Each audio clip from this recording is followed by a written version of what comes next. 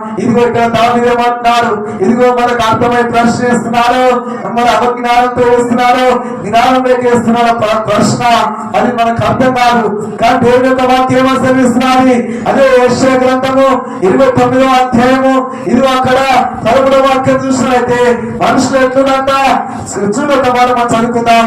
యెషయా గ్రంథము ఇక్కడ మనం 29:13 చదువా.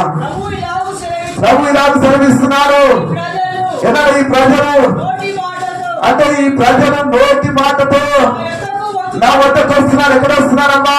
నోటి మాటతో నా వద్దకు వస్తున్నారు, కానీ పెదవులతో నన్ను ఏం చేస్తున్నారు? కనపడుతున్నారు, కానీ వారి హృదయం ఎలాగున్నాయి? నాకు దూరంగా ఉన్నారని. ఇక్కడ ఇతరేమంటున్నారు, అయ్యా నాకు యెహోవా నువ్వెందుకు దూరం ఉన్నావయ్యా అని ఇక్కడ మన సూటిగా ప్రశ్నిస్తున్నారు. ఆపద కాలం నువ్వు ఎందుకు తాకినవని ఇక్కడ కీర్తనకారు దావీదు అంటున్నారు. మా దేవుడు ఏమంటున్నారు? ఈ ప్రజలు తన నోటితో నా మందిరంకి వస్తున్నారు, తన పెరుగులతో నన్ను గనపరుస్తున్నారు, కానీ వీళ్ళ హృదయం నాకు చాలా దూరంగా ఉన్నదని చెప్తున్నారు. దేవుడు ఏం చెప్తున్నాడమ్మా? ఒక ప్రవక్తతో మాట్లాడుతున్నారు, ప్రజలతో చెప్తున్నారు. దేవుడికి సెలవిచ్చినేమనగా మీ హృదయం చాలా దేవునికి దూరం అయిపోతున్నది, దగ్గర కావడం లేదు. దినదినం దూరం అయిపోతున్నారు, దూరమై బ్రతుకు ఆదం చేసుకుంటున్నారు, దూరమై మీ యొక్క ఇదిగో కుటుంబాన్ని నాశనం చేసుకుంటున్నారు. దేవునికి దూరమై ఇదిగో మరి కామ క్రోధ మదమత్రంతో నిండి ఉండి మీరు దూరం అయిపోతున్నారు. కానీ దేవుడు ఏమంటున్నారు? మీరు పెదవులతో ఇదిగో గణపరచడానికి వస్తున్నారు, మీరు పెదవులతో దేవుని ఆనందించడానికి వస్తున్నారు, కానీ మీ హృదయం చాలా దూరంగా ఉందంటున్నారు. విజయప్రేమ చెప్పారా ఇక్కడ? మరి అంటే ఎందుకు చెప్తాంటే ప్రజలు ఏం చేస్తారు? తనకున్నటువంటి కల్పించిన కథలతో ఇదిగో ఏదో ఒక మాట నెట్టివేస్తారు. నెట్టివేసేదంట దేవజనం మీద ఒక మాట నెట్టివేస్తారు. వాళ్ళు అన్నమాట ఎట్లుందంట, ఇదిగో పాస్టర్ గారు ఈ పాస్టర్లు మా దగ్గరకు వస్తలేడు, ఈ పాస్టర్లు అంటే నీ హృదయం పెడుతున్నది.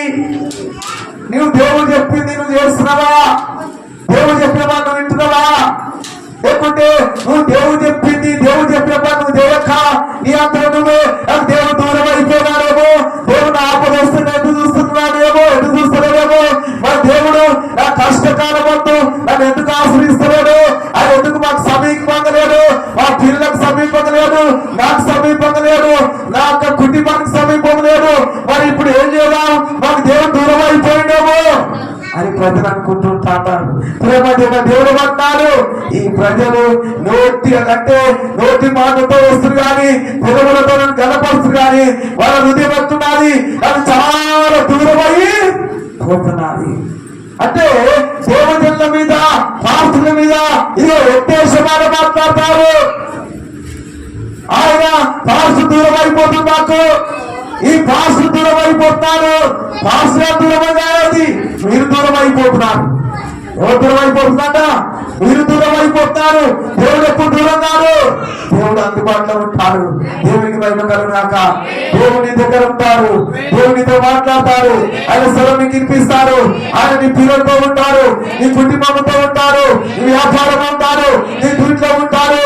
ఆయన నువ్వు చేస్తున్న ప్రతి కళ్ళు దేవుడు మన దగ్గర ఉంటారు, సమీపంగా ఉండే దేవుడు. ఆయన పేరు సైన్యములకు అధిపతి, ఆయన పేరు నజరేయుడైన యేసు. దేవునికి మహిమ కలుగుగాక. హల్లెలూయా, హల్లెలూయా.